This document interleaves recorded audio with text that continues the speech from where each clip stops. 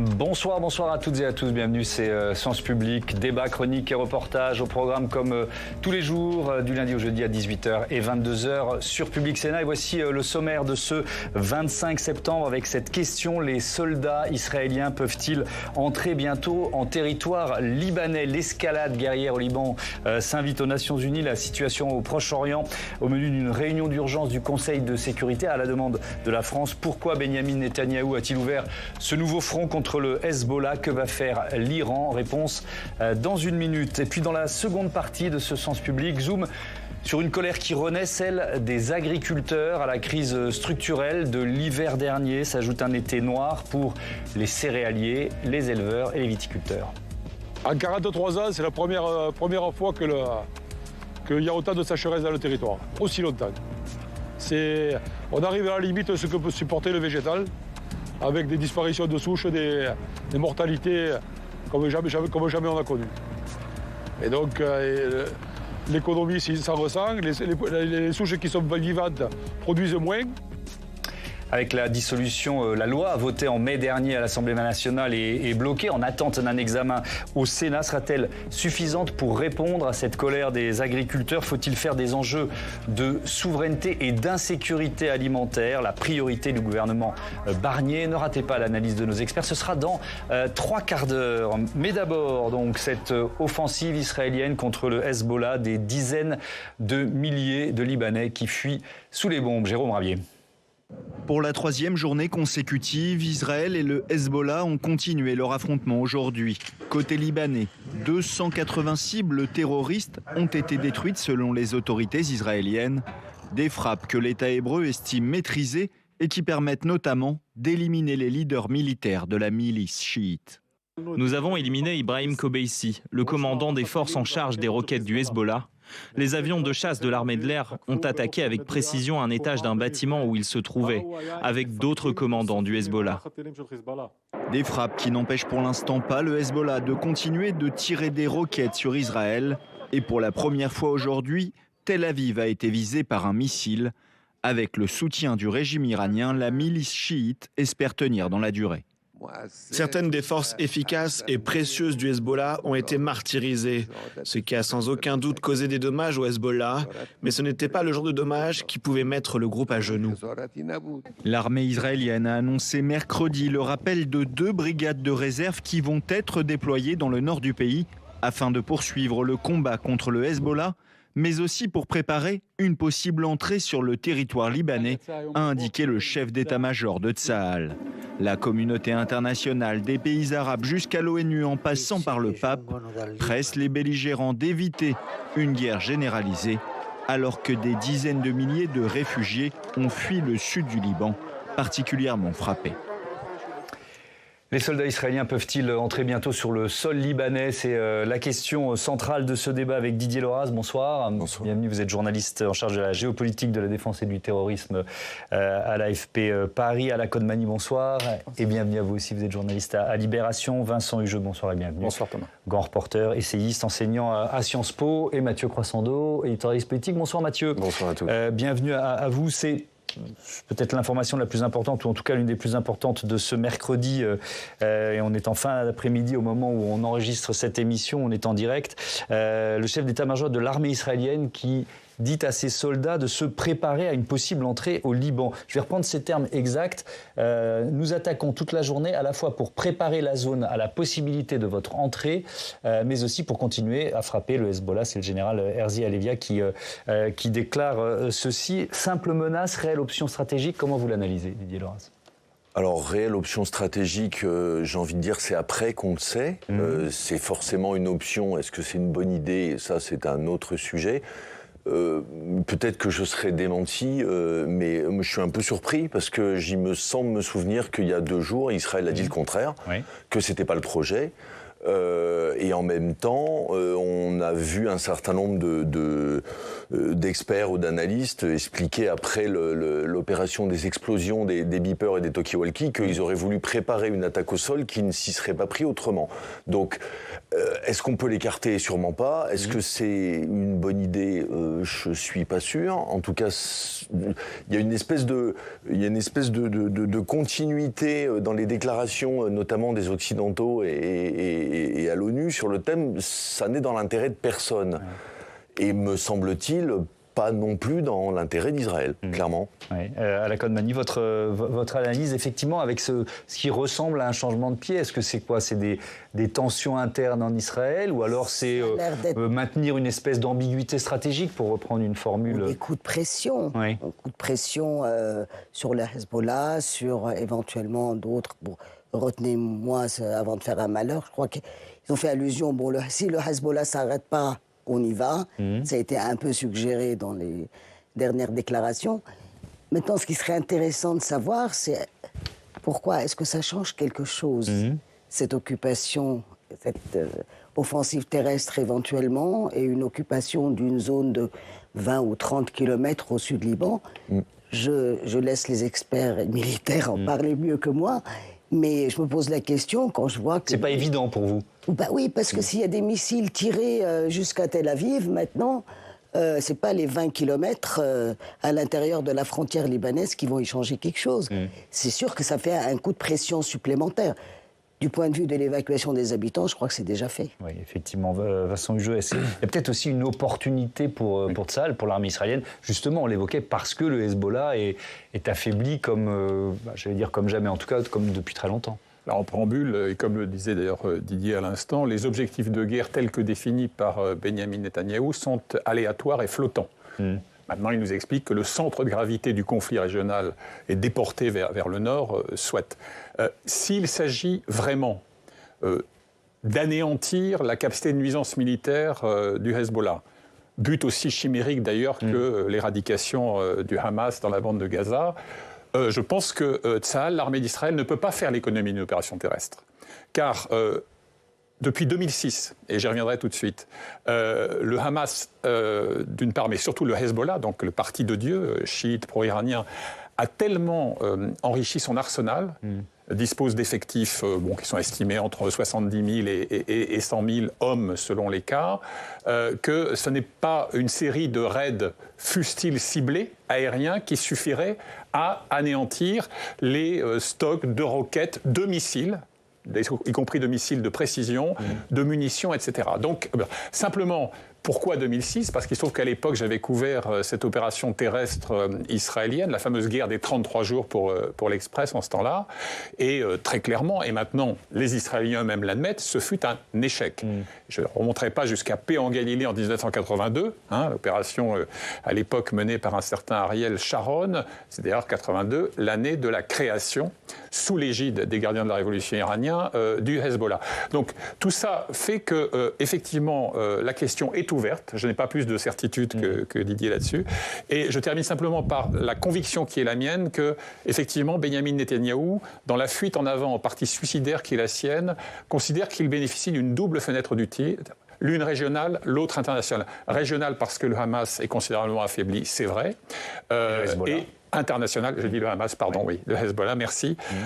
Et donc international parce que il est persuadé, sans doute à raison d'ailleurs, que même s'il attend avec fébrilité l'élection, la réélection de son ami Donald Trump, hypothèse qu'on ne peut écarter, il est aussi convaincu que l'administration démocrate, en dépit de l'exaspération qu'il lui inspire, ne lui tordra pas le bras. Alors on y reviendra sur l'ONU et les questions sur l'implantation géographique du Hezbollah, parce que traditionnellement on dit c'est le sud-Liban, et puis il y a des roquettes qui ont été tirées dans la plaine de la Beka. Est-ce que c'est aussi délimité que peut l'être le Hamas dans la bande de Gaza, ou est-ce que ça a infiltré maintenant tout le pays et Beyrouth, et à ce moment-là, s'il y a une intervention, il faut remonter Déjà, pour commencer, il faut le rappeler, le Hezbollah, c'est aussi un parti politique qui est parfaitement légal. En 2006, Vincent en parlait, en 2006, pendant la dernière guerre ou affrontement, le Hezbollah avait des députés et des ministres au gouvernement. Donc, évidemment qu'ils sont partout. Après, l'organisation militaire, je dois dire que je manque peut-être un peu de profondeur de connaissances sur, mais par définition, dans le type d'atmosphère dans lequel ils sont depuis le 7 octobre, ils sont forcément regroupés, ils travaillent ensemble, et j'ajoute quand même qu'ils ont des petits problèmes de communication. Je ne sais pas comment ils se débrouillent, mais là, ça fait une semaine qu'ils peuvent pas trop échanger à distance, donc ils ont besoin d'être regroupés. Donc il y a forcément un regroupement d'une façon ou d'une autre, mais encore une fois, comme le disait Vincent, il n'y a pas de... Alors il ne l'a pas dit pour le moment qu'il voulait éradiquer le Hezbollah, mais là, on est à des années-lumière d'une possibilité d'une opération comme ça. C'est même pas... Même s'il va au sol, il y en a pour des années, enfin c'est pas possible. On dit parfois que le Hezbollah, donc le parti de Dieu en arabe, serait un État dans l'État. En réalité, moi je le vois plutôt comme un État dans le non-État.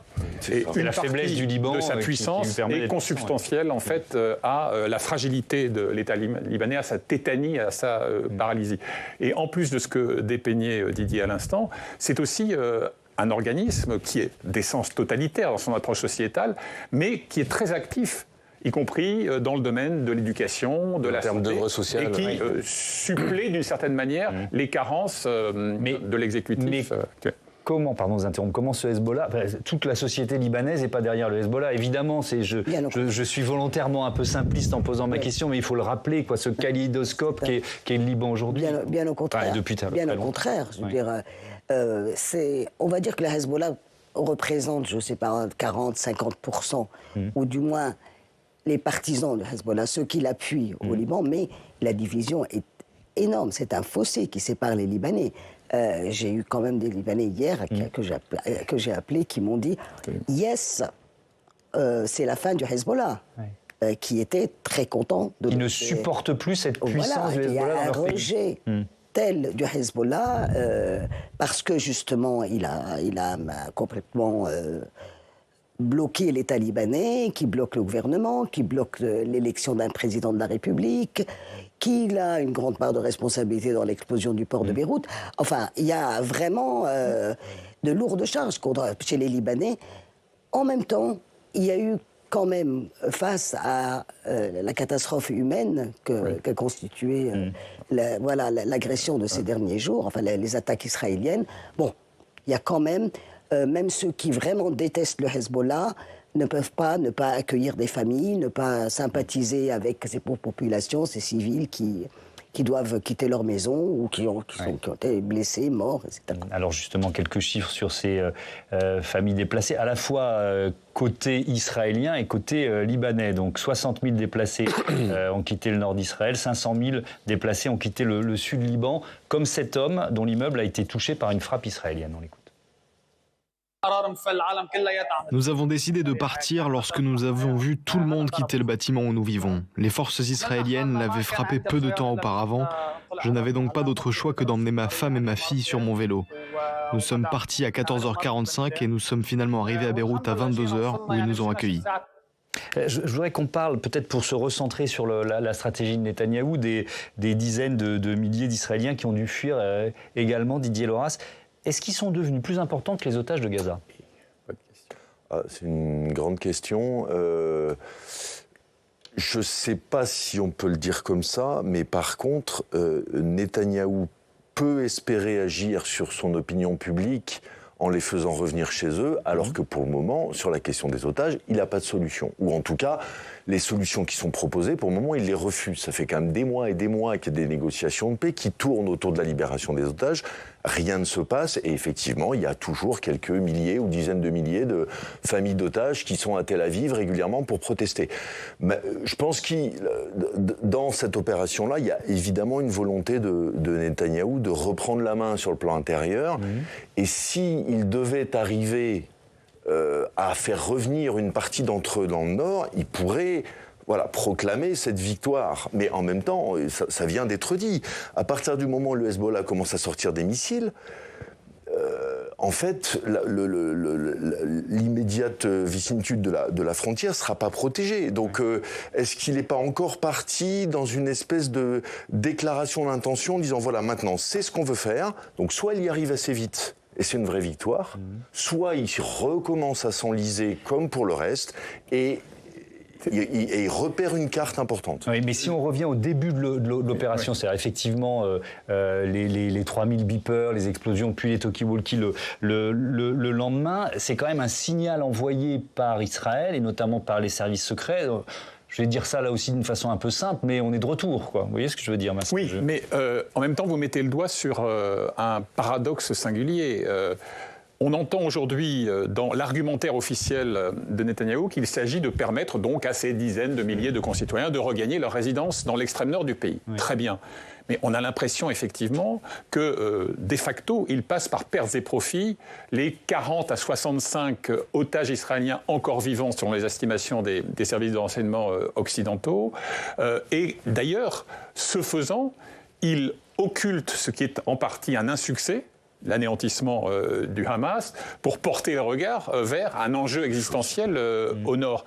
Et j'ajoute d'ailleurs, pour en avoir parlé avec des amis israéliens, que d'une certaine manière, il fait litière d'une obligation talmudique qui est très importante dans la culture juive, qui est le secours aux captifs. Donc non seulement il heurte les familles des otages, mais d'une certaine manière, il bouscule aussi, lui qui a appuyé sa coalition d'extrême droite sur des partis orthodoxes en partie, il aussi fait l'économie d'une obligation, je veux dire, qui psychologiquement est très importante pour les Israéliens et les Juifs en général. Israël qui a annoncé avoir touché 280 cibles du Hezbollah au sud Liban ce mercredi.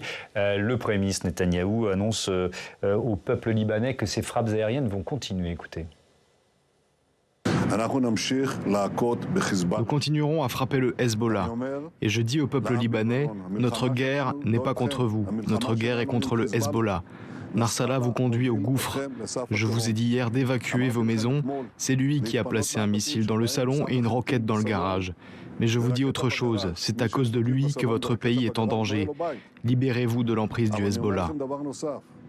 Libérez-vous de l'emprise de Hezbollah. Je reviens avec vous à la Kondani, parce que tout à l'heure, vous nous avez décrit finalement tous ceux qui au Liban ont de bonnes raisons d'en vouloir au Hezbollah, mais on pourrait retourner l'argument. Est-ce qu'il ne va pas souder par cette opération militaire un certain nombre de Libanais autour du Hezbollah? Non. C'est pas là, enfin les Libanais qui en tout cas les chiites, ça c'est sûr. Les Libanais qui sont proches du Hezbollah, ou les chiites, ou ceux qui sont bombardés, etc., ne sont certainement pas réceptifs aux propos de Netanyahou. Oui. Il est impensable pour eux. Bien sûr, il y a ce sentiment que, oui, c'est à cause du Hezbollah qu'on est visé, mais il faut croire quand même que l'écrasante majorité de la population libanaise chiite adhère au Hezbollah, adhère par conviction, adhère par croyance, adhère parce qu'il répond à leurs besoins sociaux, parce qu'ils sont plus considérés par les autres communautés. C'est-à-dire que le Hezbollah est quand même à affirmer la communauté chiite qui était la plus déshéritée au Liban pendant très longtemps. Et donc, non, le peuple du Hezbollah, si on peut dire, en voudra toujours plus à Israël. Je veux dire, se retournant contre Israël. Ça a été pareil un petit peu chez les Palestiniens à Gaza. Ils étaient contre le Hamas en grande majorité, mais là, comme ils le disent, on est d'abord contre celui qui est en train de nous tuer. Vincent Hugeux. D'abord, l'appel à l'évacuation a quelque chose qui, en d'autres circonstances, serait assez cocasse. Enfin, on se souvient qu'il y a quelques mois, les autorités israéliennes invitaient les Palestiniens de Gaza à aller vers le sud dans des zones prétendument sécurisées, lesquelles étaient attaquées quelques jours plus tard. Donc déjà, le précédent ne plaide pas en la faveur de cette option. Oui, pour reprendre l'argumentaire, parce que les terroristes du Hamas étaient dans ces zones. Bon, alors, voilà, on en revient toujours absolument. À cette question. C'est au fond la même argumentation. Mais pour poursuivre l'analogie esquissée par Hala à l'instant, si vous voulez, ce qui est quand même très, très étrange, c'est que le Hamas lui-même, d'une certaine manière, était devenu très impopulaire à Gaza. Une universitaire américano-palestinienne a conduit une enquête extrêmement approfondie au printemps dernier, avec des entretiens anonymes, qui montrent qu'une majorité très nette des habitants de Gaza n'en pouvait plus de l'oppression et de l'incompétence en termes de gouvernance du Hamas. Mais comment le dire aujourd'hui? Quoi que vous en pensiez dans votre fin intérieure, vous ne pouvez pas, dans l'espace public, désavouer un mouvement d'essence, encore une fois, totalitaire, sous peine d'apparaître comme un traître ou un allié objectif de l'ennemi. Et c'est un peu la même chose au niveau du Hezbollah au Liban. Si vous voulez, je sais bien, il y a les chrétiens, les sunnites, et certains chiites sont extrêmement critiques, ont des griefs très lourds vis-à-vis des Hezbollah, pour d'assez bonnes raisons. Mais pour autant, aujourd'hui, beaucoup se taisent parce qu'ils redoutent effectivement, dans un contexte de paranoïa, d'apparaître comme des félons. Paranoïa, et je termine là-dessus, petite remarque, on le dit trop peu à mon sens, les opérations qui, en termes techniques, sont de vraies réussites sur les pagers et puis les talkie-walkie, même si c'est à l'encontre du droit international, qui stipule qu'on ne peut pas détourner un objet civil en matériel de guerre, ont eu un effet assez efficace aussi. Alors, des organisations, évidemment, des transmissions, mais aussi, ça amplifie la paranoïa à l'intérieur du Hezbollah sur le thème, s'ils ont eu de tels renseignements, c'est qu'ils ont des alliés au plus haut sommet de l'organisation. Alors effectivement, j'allais vous poser cette question, Didier Loras, sur l'infiltration, parce que je disais tout à l'heure, c'est le retour du Mossad, en quelque sorte, des services secrets israéliens, très critiqués juste après le 7 octobre, et pour cause, et qui là, réussissent une opération spectaculaire. Mais avec quelle complicité? C'est évidemment très compliqué de répondre à la question, mais... Si je savais, je ne le dirais pas publiquement, parce que je me mettrais en danger. Alors déjà, sur le 7 octobre, le Mossad n'est pas seul responsable. Il y a le Shin Bet et il y a d'autres services de sécurité. L'histoire dira, fera le retour d'expérience de cette histoire. Effectivement, toute précaution de droit international mise à part, d'un point de vue du pur renseignement, c'est un coup de génie. C'est pas un coup de génie du tout technique, mais manifestement, ça suppose de l'infiltration, énormément d'anticipation, possiblement 1, 2, 3 ans de travail. Il y a même, si on en croit un papier du New York Times qui donne, comme d'habitude, est un peu le récipiendaire des fuites américaines, de la CIA et autres, ils ont possiblement créé de toutes pièces une usine de fabrication de pagers dont ils ont fait absolument ce qu'ils ont voulu, ils ont mis dans les camions, ils ont envoyé ça à tout le monde. Ça, c'est d'un point de vue encore une fois, de pur renseignement, sans enlever l'horreur du fait qu'il y a une petite fille de 10 ans qui a été tuée, par exemple, mais c'est splendide. En même temps, les Israéliens ont déjà tué, annihiler en plein cœur de Téhéran cet été, tuer le chef politique du Hamas dans sa maison, dans une villa d'un quartier cossu de Téhéran, c'est une humiliation invraisemblable pour Téhéran et c'est une démonstration de force. Le Mossad reste un des meilleurs services-actions, entre guillemets, du monde. Une capacité de projection pour aller faire des coups comme ça, ils sont... Alors, j'en débattais avec un ancien, justement, un Israélien, qui me disait « On n'est pas les seuls à pouvoir le faire. On est les seuls à être en guerre tout le temps. Donc, on est les seuls à être obligés de le faire et à s'entraîner à le faire et à le faire régulièrement. » Donc, de ce point de vue-là, oui, bien sûr que l'État d'Israël revendique une puissance de ses services. Mais c'est un magnifique coup tactique. C'est pas un basculement stratégique. Ça va pas... faire s'effondrer le Hezbollah, ils vont trouver un moyen de retrouver des méthodes de communication, ils vont remettre en place des chefs, ils seront peut-être affaiblis un moment, mais ils vont pas s'effondrer, ils vont pas disparaître. De ce point de vue-là, les autorités de Téhéran ont raison. Mais c'est-à-dire, à la Condamnie, à quelle vitesse les leaders du Hamas ou du Hezbollah, quand ils sont éliminés par Israël, sont remplacés? Ça prend quelques heures, ça prend... c'est très compliqué. Je pourrais pas répondre précisément à cette question. Ce que je remarque quand même, c'est que les 2-3 gros chefs qui ont été éliminés ces derniers jours, enfin cette semaine, en fait, ce sont quand même des sexagénaires. Hein. Donc, c'est pas les premiers feux. Il y en a un qui avait commencé vraiment en 82, que les Américains accusent d'être responsables des explosions de 83 contre leur QG à Beyrouth. Et d'ailleurs, rappelons que des soldats français sont morts le même jour dans l'immeuble Drakkar, ne l'oublions pas, 58. Donc, c'est tout ce que je remarque, c'est quand même que c'est pas les les premiers feux, quoi. Pas les jeunes fougueux. Ce sont qui vont en profiter pour prendre le pouvoir. Ce sont des cibles symboliquement importantes, parce que ce sont des chefs, parce qu'ils ont une histoire derrière eux, parce qu'ils ont un nom, parce que c'est encore... Ça rentre beaucoup aussi dans l'humiliation, dans on peut vous avoir, mais je ne sais pas sur le terrain s'ils sont d'une efficacité... J'ai envie d'ajouter, au-delà de la question de savoir combien de temps l'organisation met pour les remplacer, pardonnez-moi la comparaison, mais là, on ne remplace pas Darmanin par Retailleau, là. On est dans un système, dans une puissance militaire de combat, avec des gens qui ont des réseaux, qui ont une légitimité. Donc, effectivement, on fait tomber un sexagénaire ou un septuagénaire, ça fait 40 ans qu'il se bat, on lui met un jeune de 35-40 ans qui est peut-être extrêmement compétent, mais il a quoi comme légitimité? Il a quoi comme expérience de la guerre? Mais je pose cette question parce que ça nous ramène à la, pardon de vous interrompre, ça nous ramène à la première interrogation de notre débat sur l'imminence ou pas d'une opération au sol de l'armée israélienne qui peut être liée à l'état de désorganisation du Hezbollah. Voilà, c'est pour ça que je reposais la question. Vincent Hugeux, ensuite on parle de la communauté internationale. Bien volontiers. La liquidation de chefs militaires importants n'est évidemment pas neutre, notamment à cause du flottement induit en termes de légitimité. Il peut y avoir du clanisme, il peut y avoir des rivalités, quitte à faire roi, etc. Ça existe partout.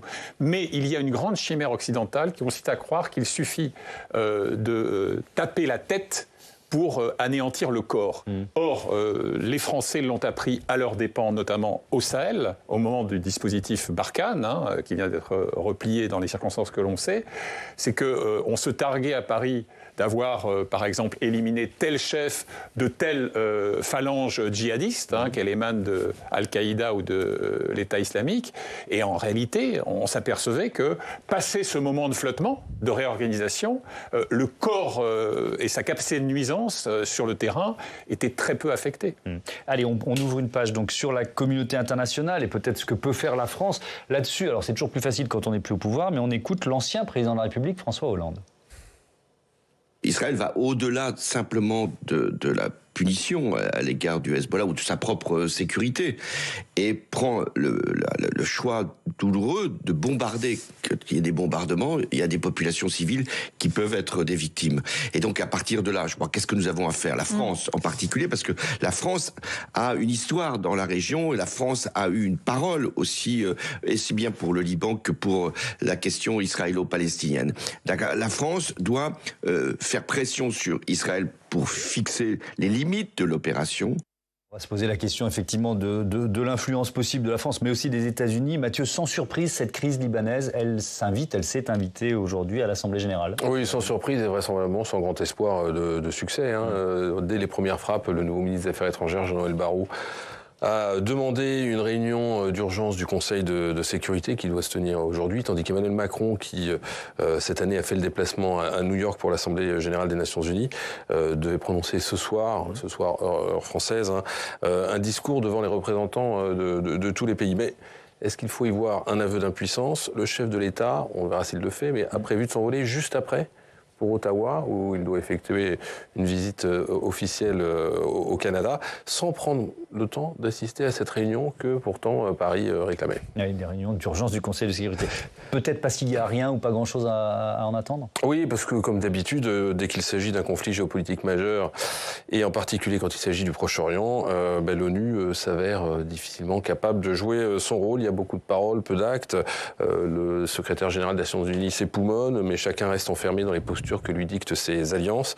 Joe Biden a par exemple rappelé la détermination de Washington à éviter qu'une guerre plus large n'embrase la région. Mais c'est bien gardé évidemment de condamner Israël pour son offensive militaire au Liban. Et de son côté, la France réclame un arrêt des hostilités, mais j'ai envie de dire qu'il écoute. Oui. L'ONU bloquée, on peut dire ça? L'ONU n'a pas pu accomplir sa mission salvatrice et s'est muée en organisation dysfonctionnelle. Le monde ne se limite pas à 5 pays. La justice internationale ne doit pas dépendre des 5 membres permanents du Conseil de sécurité. Cette sentence, ce diagnostic très sévère, il est signé du chef de l'État turc, Recep Tayyip Erdogan. difficile sur ce coup de lui donner totalement tort. Hein. Alors certes, c'est pas la première fois que des critiques s'élèvent, ni que des chefs d'État sonnent la charge contre le modèle vieillissant, voire obsolète de l'ONU. Mais il faut quand même reconnaître que depuis 2 ans, face à une géopolitique qui bouge, on l'a dit, depuis la guerre en Ukraine, on l'a vu aussi au conflit au Gaza, avec l'offensive sur Gaza, elle a rarement paru aussi impuissante. Et dans un monde qui se repolarise autour de nouvelles alliances, eh bien, le machin qu'on appelle l'ONU, comme disait le général de Gaulle, est plutôt une machine à bout de souffle dont, à mes yeux, il n'y a plus grand-chose à attendre. Je commence avec vous, Vincent Hugeux, peut-être parce qu'on peut se poser la question de la France, mais on peut aussi se dire, si on se demande qui pourrait arrêter le bras de Netanyahou, même les États-Unis n'y arrivent pas aujourd'hui. Le veulent-ils? Alors oui, le conditionnel est approprié. Oui. Le seul acteur qui pourrait effectivement contraindre Netanyahou à une inflexion, c'est les États-Unis au travers de 2 leviers, l'argent, les livraisons d'armes. Si vous mettez de côté une petite parenthèse qui a été ouverte en mai dernier sur livraison d'un type d'obus particulier qui a été gelé pendant quelque temps, eh bien, à aucun moment, j'y reviens, Biden, quoi qu'il en pense dans son fort intérieur, n'a tordu le bras de Netanyahou. Mais c'est déjà arrivé, petite parenthèse historique, que les États-Unis arrêtent de livrer des armes à Israël pour mettre fin à une opération militaire. La seule petite analogie qu'on pourrait établir sous le contrôle d'Allah, je me souviens de l'époque où James Baker était le patron du département d'État, correspond à notre ministre des Affaires étrangères, et c'était par rapport à la politique frénétique d'implantation et de colonies en Cisjordanie. Là, il y avait eu une vraie friction, mais sans jamais franchir le Rubicon de la rupture. Et ni démocrates ni républicains le font. Sur la France, une petite observation en contrepoint de l'édito de Mathieu. Moi, je rembobine le film de quelques jours et je dois dire que l'adresse d'Emmanuel Macron au peuple libanais avait quelque chose de parfaitement surréaliste et surtout d'anachronique. Le temps où la France exerçait le mandat sur le Levant est, à ma connaissance, révolu depuis quelques décennies. Donc il y a quelque chose d'assez étrange de choisir ce mode d'expression, alors que, soyons honnêtes, la France ne pèse rien aujourd'hui dans ce conflit. Mais que dit Macron à ce moment-là? C'est quoi le message qu'il veut faire passer? Comme je me suis précipité sur le port de Beyrouth au lendemain de cette immense tragédie, je suis l'héritier, en quelque sorte, d'une forme de mission protectrice du pays du Cèdre. Encore faut-il avoir les moyens de ses ambitions. Je vous donne la parole tout de suite, Didier, mais comment c'est reçu au Liban? On ne croit plus du tout. On n'y croit plus du tout. Bon, c'est avec un sourire au meilleur des cas. Non, après tout l'épisode de port de Beyrouth, et je viens, et attention, je vous donne 15 jours pour former un gouvernement. Il donnait des leçons. Et je reviens dans un mois, j'espère que ce sera fait, etc. Ça n'a pas marché. Et bon, là, Emmanuel Macron s'est montré tellement naïf au meilleur des cas. Non, ce qui est maintenant, au-delà de la France, c'est vrai que seuls les États-Unis ont la capacité d'arrêter. Mais ce qui fait peur, c'est que tout le monde parle, on ne veut pas d'escalade. On en est où, là? C'est déjà pas une escalade. Oui, c'est-à-dire qu'on disait déjà ça il y a 3, 4, 5, 6 mois, et à chaque fois on a l'impression qu'on est plus haut. L'escalade. On veut empêcher la guerre totale. La guerre... Non, mais derrière ça, ce que je crains, c'est que, en fait, la vraie guerre... Bon, tant pis, le Hezbollah, Israël, Liban, Palestiniens, etc., tout ça, c'est encore localisé. La vraie guerre, c'est l'Iran. Oui. Tant que l'Iran ne bouge pas, alors, ce sera notre dernier chapitre et on va y consacrer du temps, évidemment, parce que c'est une question centrale. Mais peut-être sur les États-Unis, on a suffisamment... Bon, on a bien compris que l'influence française était peut-être à un point bas, je vais dire ça comme ça. Voilà. Didier Lauras, sur les États-Unis, et peut-être, pardon de vous poser parfois des questions peut-être difficiles ou impossibles de répondre, mais à quel point sont-ils prévenus de l'opération Beeper Alors, c'est toujours pareil, il y a 2 réponses. Il y a la réponse de service à service. Oui. Donc, est-ce que le Mossad a prévenu la CIA ou la NSA ou ou quoi que ce soit, on ne saura jamais. Biden a dit qu'il n'était pas prévenu. Oui. Donc ça, de ce point de vue-là, voilà, c'est la version officielle. Après, ce que je trouve intéressant dans tout ce qu'on vient de dire, c'est qu'effectivement, on est tous d'accord, il n'y en a qu'un qui peut faire fléchir Netanyahou, c'est Washington. Donc il y a une puissance qui peut et ne veut pas. Oui. Et il y a les Européens qui veulent, mais qui ne peuvent pas. Aucun Européen. Là, on tape sur Emmanuel Macron, mais on pourrait faire la liste des chefs d'État européens. Pardon, mais on peut taper aussi sur François Hollande. Enfin, je veux dire, c'est pas parce qu'il est plus au pouvoir qu'il n'a pas de responsabilité dans ce qu'il raconte. Aujourd'hui, penser qu'on a encore une voix, enfin, au-delà de... j'ai aucune animosité, aucune sur l'individu. Jean-Yves Le Drian, il a été combien de fois ? 6 fois, 7 fois ? Il amuse les journalistes libanais qui lui C'était l'émissaire spécial de la France et de la présidence française. L'émissaire spécial de Macron au Liban. Et donc, à chaque fois, il y va, à chaque fois, il parle, y compris d'ailleurs au Hezbollah, sauf quand il se fait, pardonnez-moi l'expression, allumer sur les réseaux, parce que quelqu'un a appris qu'il allait parler à Hezbollah. Quelle honte! Si vous allez au Liban, il faut parler avec le Hezbollah, sinon on tente pas y aller. Mais il ne s'est rien passé. Donc la France n'a pas de voix, les Allemands n'ont pas de voix, les Anglais ne s'en occupent pas, les Européens, la diplomatie européenne en tant que bloc, on a fait le tour de la question. Et donc les seuls qui peuvent faire quelque chose, c'est les Américains, et il ne se passe rien. Mais alors l'Iran, on y vient, et je propose à Quentin Calmet de nous rejoindre, parce qu'on va parler, bonsoir Quentin, bienvenue de cette rencontre entre le président français Emmanuel Macron et le nouveau président iranien. C'était en marge de cette Assemblée générale des Nations Unies. Voilà, tous les yeux sont rivés sur lui, Massoud Pezeshkian, nouveau président de la République islamique d'Iran, élu le 6 juillet dernier. Hier, effectivement, Emmanuel Macron et lui se sont entretenus en marge de cette Assemblée onusienne. L'Élysée a expliqué que le président de la République a souligné la responsabilité de l'Iran à soutenir une désescalade générale et à user de son influence en ce sens auprès des acteurs déstabilisateurs qui recueillent son soutien pour avancer vers le cessez-le-feu à Gaza et une cessation des hostilités. Pour l'heure, l'Iran entretient une stratégie ambiguë. À la tribune de l'ONU, le président Pezeshkian a dénoncé les crimes contre l'humanité et la barbarie désespérée d'Israël, je cite. Dans le même temps, l'Iran ne semble pas décidé à intervenir sur le terrain pour aider son allié le Hezbollah. Le président iranien préfère en appeler à la communauté internationale. On écoute un extrait. La communauté internationale doit mettre un terme immédiat à la violence, un cessez-le-feu permanent dès que possible et arrêter la barbarie insensée d'Israël au Liban avant qu'elle ne mette le feu à la région et au monde. Hier, le président iranien a même été encore plus loin lors de sa rencontre avec Charles Michel, l'actuel président du Conseil européen. Il a expliqué qu'il ne voulait pas de guerre avec Israël. Nous voulons vivre en paix, a-t-il dit. Nous ne voulons pas être la cause de l'instabilité de la région, a-t-il ajouté. Oui, et cette déclaration, elle va dans le sens de ce que dit le nouveau président iranien depuis son élection. Oui, effectivement. Élu en juillet, Massoud Pezeshkian se revendique comme réformateur. Attention, il dit bien vouloir respecter les principes fondamentaux de la République islamique, mais il souhaite en modifier certains. Par exemple, en tant que membre du Parlement iranien, il a critiqué la police des mœurs, il a demandé un assouplissement du port du hijab ou encore la réduction du contrôle du gouvernement sur Internet. Surtout, il plaide pour mettre fin à l'isolement de l'Iran dans le monde. Et ce n'est pas la seule explication à l'attitude de l'Iran. Pour l'heure, pas de représailles prévues envers Israël. Voilà. Journal Le Monde, qu'on lisait aujourd'hui, on y lit qu'un chercheur explique que l'Iran et ses alliés ne sont toujours pas sortis de leur état de choc. Ils n'ont pas encore eu le temps d'élaborer une stratégie pour affronter cette nouvelle donne. Autre explication.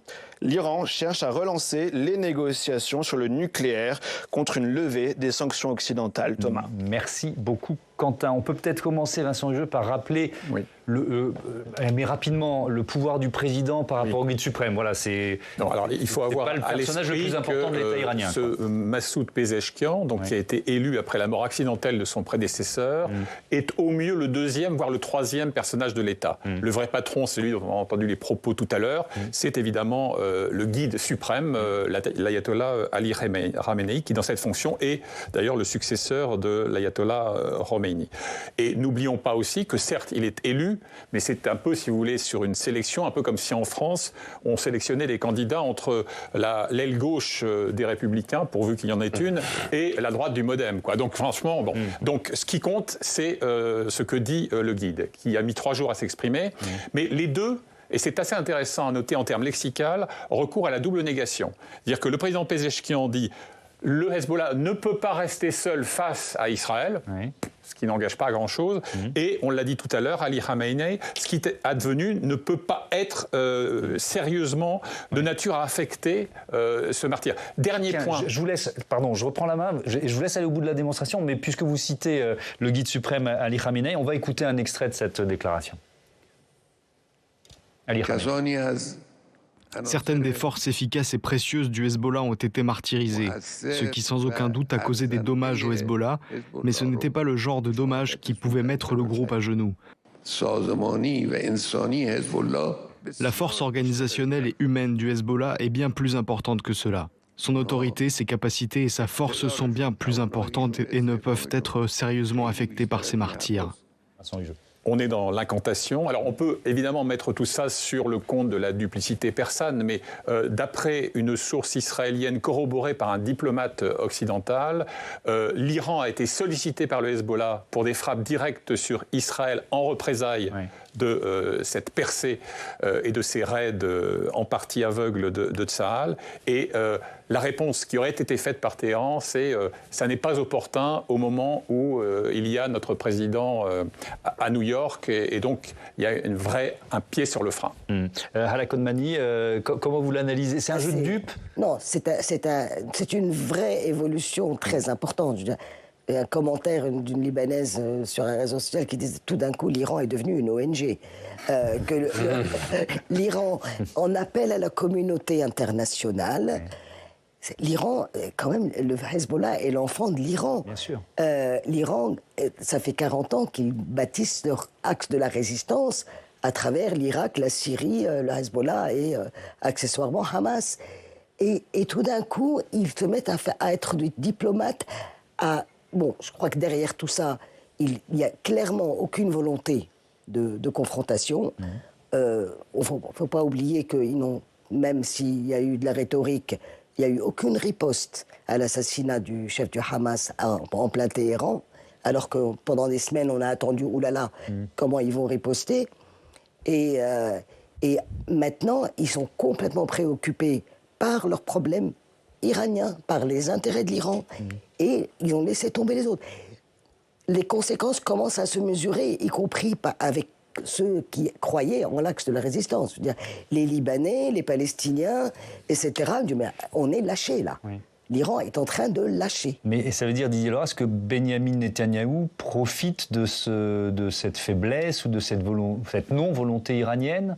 C'est-à-dire, puisque on disait escalade, c'est vrai que c'est un terme qu'on emploie, Mathieu, on peut en témoigner sur ce plateau depuis plusieurs mois, et donc à chaque fois c'est une marche supplémentaire que franchit l'armée israélienne. Oui, et j'ai presque envie de dire, pour le moment, à chaque fois qu'il joue, il gagne, puisque effectivement, comme Allah vient de le dire, il n'y a pas eu de représailles. Il y a eu un moment, un week-end, où ils ont envoyé je ne sais combien de missiles qui ont tous été interceptés. Enfin, il n'y a aucun dégât.